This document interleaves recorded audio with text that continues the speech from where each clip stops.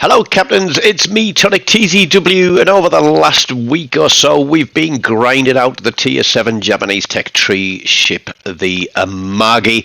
This was getting close to the grind and it was my best game in this ship for both damage and base XP. As you can see there from the scores, it was quite a big one, and I thought, yes, this one can be a highlight match.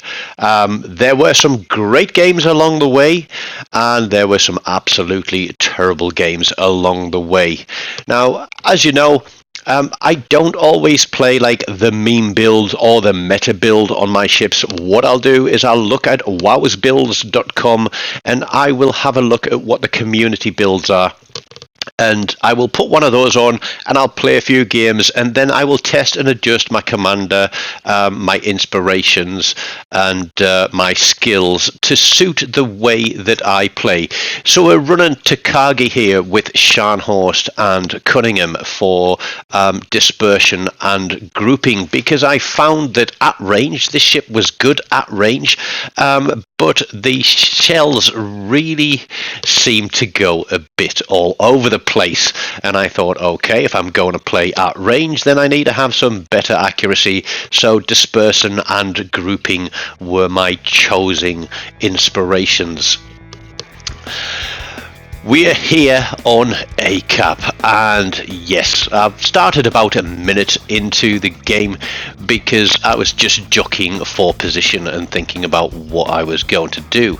There's a couple of cruisers around me. We've got a Friesland pushing into the cap, and if somebody's playing the Friesland regularly, then you like to think that they're quite capable in this ship. The guy is going for the caps, so that is good. We've got a Buffalo there, so we've got radar, we've got the Vanguard, and there is also going to be another ship appear there, the Neptune. We put a drift of shots across on the Buffalo. We only land one for 4,000 damage, but the Neptune isn't going to be quite as lucky as we wait for these shells to reload, because we're tracking them. We pop the shot, it tells us that they might not all get across the top, and he disappears, but those two shells don't disappear, and they drop for a double citadel for another 34,000 damage off that guy. And I did message him after the game, and I was like, was it you I hit for the double citadel? And he's like, yeah, I don't know how you did it because I wasn't spotted. And so I sent him the clip. I said, well, when I fired, you know, you were spotted, so that might explain that one. But it was quite a juicy hit and probably made him think twice about coming completely out of cover. Now we know we've got two cruisers and a battleship behind there. There's the Vanguard coming out as well, quite broadside. So I'm going to slap my engines into full forward and we're going to kite this guy. We hit him for a huge citadel hit, and the cruiser pops a smoke on the corner, and so I decide, yeah, we're going to not fire our guns, we're going to sail away from here, and we're going to preserve our hit points for later in the game. We are still spotted by the Vanguard, so all we want to do is try to open up a little bit of distance from him, drop detection, which is one of the good things about the Japanese battleships, is that they have, I'm not going to say great concealment, but for the size of ship that they have quite a decent concealment. I'm looking at the mini-map at what's going on. We've got this cap, we've secured C cap, there's two battleships and a destroyer out there, and I'm thinking, okay, they look like they've got charge of what's happening across there. We've got this Republic in front of us who has just taken out our Friesland, and I'm guessing, I think the Buffalo has radar, so I'm guessing he got lit up by radar and the Republic took the shot.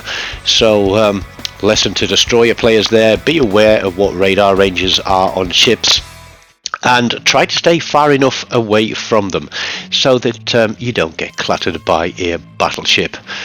This other cruiser is sailing straight into the middle of the cap. I have no idea what he was thinking, but let's just say it was probably the wrong thing, because he's got the Republic on one side, he's got the Vanguard and two cruisers on the other side, and he can go and stare at the port screen.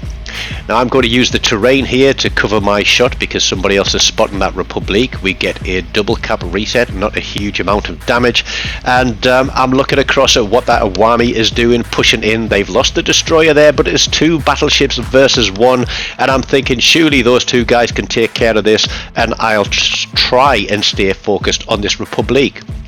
But the Awami torpedoes the first guy, and we put a salvo across here onto this Republic just to try and get another reset, and then turn our guns towards the Awami. And I'm thinking, this guy has just seen what happened to his friend.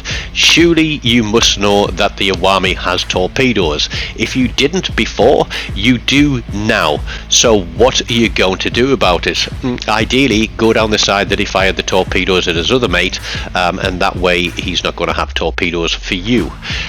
We hit him hard, but they do a drive-by, and although those shells are going to land and kill that Awami, he does get his torpedoes off, and he lands a dev strike on that Vladivostok. And I was like, oh my god, we're trying hard as we can to lose this game. I put shots out there on the Buffalo and thinking we need to survive if we're going to win. The Buffalo wasn't going to survive. That was quite a nice hit. High caliber on just below 150,000 damage. It's 2 caps apiece, 3 ships apiece, and we have, what's that, about 150 point lead. So survival is the name of the game now, unless we kill all the ships. There's the Neptune, he's gone, and that just makes life that little bit easier. We've got the Republic and the Vanguard. My spotter plane is up for another 35 seconds.